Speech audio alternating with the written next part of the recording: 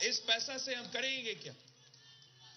اس پیسہ سے ہم ایسے معاشی منصوبے لے کر آئیں گے جس سے عوام کو فائدہ ہو.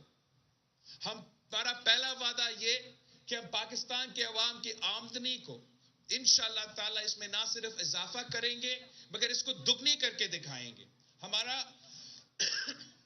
دوسرا وعدہ ہے کہ ہم پاکستان کے غریب عوام کو جو حقدار ہے ان کو سولر کے تھرو انشاءاللہ تعالیٰ 300 یونٹ مفت بجلی دلوائیں گے. خان صاحب نے 50 لاکھ گھر بنانے کا وعدہ کیا تھا. میں نے سندھ میں 1 سال کے کم اس لیے سیلاب کے بعد ہم نے یہ سلسلہ شروع کیا تو میں نے سیلاب متاثرین کے لیے 20 لاکھ گھر بنانا شروع کر دیا ہے. ان کا پکا گھر بن رہے ہیں اور ان گھر کے مالکانہ حقوق ہم اس گھر کی خواتین کو دلوا رہے ہیں. تو میں پورا پاکستان میں میرا یہ وعدہ ہے کہ آپ تیر پہ تھپا لگائیں تو انشاءاللہ تعالیٰ میں پورا پاکستان میں اسی طریقے سے اسی طرز پہ 30 لاکھ گھر بناؤں گا اور وہاں کے رہنے والے خواتین کو مالکانہ حقوق دلواؤں گا.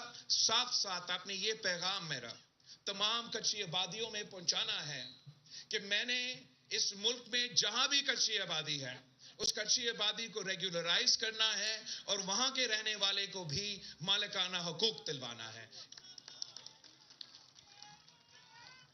ہم نے سندھ میں ہر ڈسٹرکٹ میں مفت اور معیاری علاج کا ہاسپٹل بنایا ہے. کراچی سے لے کے سندھ کے ہر اضلاع میں دل کا مفت علاج. گمبٹ خیرپور میں ہم نے ایک ایسا انسٹیٹیوٹ قائم کیا ہے جہاں کینسر کا علاج وہ بھی 100% مفت, دل کا علاج وہ بھی 100% مفت, لیور کڈنی کا علاج وہ بھی 100% مفت. اور میں اگر گمبٹ کی تحصیل خیرپور میں یہ ادارہ بنا سکتا ہوں تو میں اپنا ملکن میں بھی بنا سکتا ہوں. ہم تو آپ کے ساتھ ہیلتھ کارڈ کے نام پہ دھوکہ نہیں کریں گے. پورا مفت علاج 100% مفت علاج کے ایسے ادارہ بنائیں گے جہاں یہاں کے عوام کو, اس لیے آپ کو شاید معلوم نہ ہو, پختونخوا سے لوگ گمبٹ بھی آتے ہیں, پختونخوا سے لوگ کراچی تک آتے ہیں اپنے علاج کروانے کے لیے. اگر آپ پی پی کا حکومت بنائیں گے, جی اعلیٰ وزیر اعلیٰ ہوگا تو اتنا دور جانے کی ضرورت نہیں ہوگا. انشاءاللہ تعالی پختونخوا کے ہر ضلع میں مفت علاج کا ادارہ ہم بنائیں گے. پہلے بھی ہم نے, جہاں تک تعلیم کی بات ہے, پہلے بھی ہم نے تعلیم کے ادارے کھڑے کیے تھے.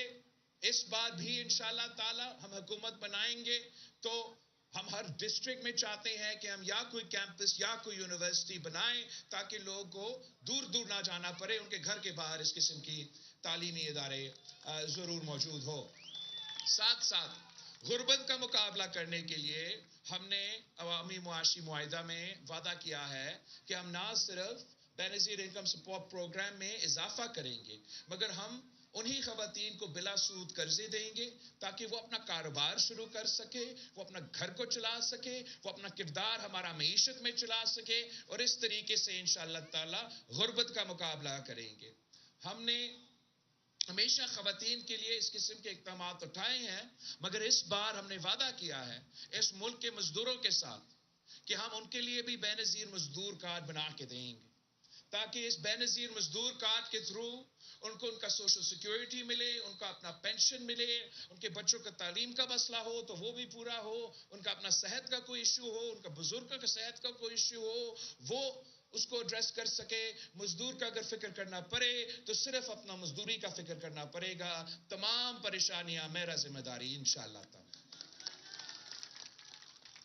ہم نے طے کیا ہے کہ ہمارے جو کسان ہیں, جو چھوٹے کسان ہیں, ان کے لیے ہم بے نظیر کسان کارڈ لے کے دیں گے تاکہ یہ اربوں روپیہ کا سبسڈی جو اشرافیہ کو دیا جاتا ہے, جو فرٹیلائزر کمپنیز کو دیا جاتا ہے, ان سے لے کے میں اپنے غریب کسانوں کے جیب میں انشاءاللہ تعالی پیسہ دلواؤں گا. جب آپ چھوٹے کسان کا خیال رکھتے ہیں, جب آپ زراعت میں انویسٹ کرتے ہو تو یہ پیپلز پارٹی کا فلسفی رہا ہے, فلسفہ رہا ہے کہ کسان خوشحال تو ملک خوشحال. آخری 2 وعدے آپ نے یہ تمام پوائنٹس پاکستان کے عوام تک پہنچانا ہے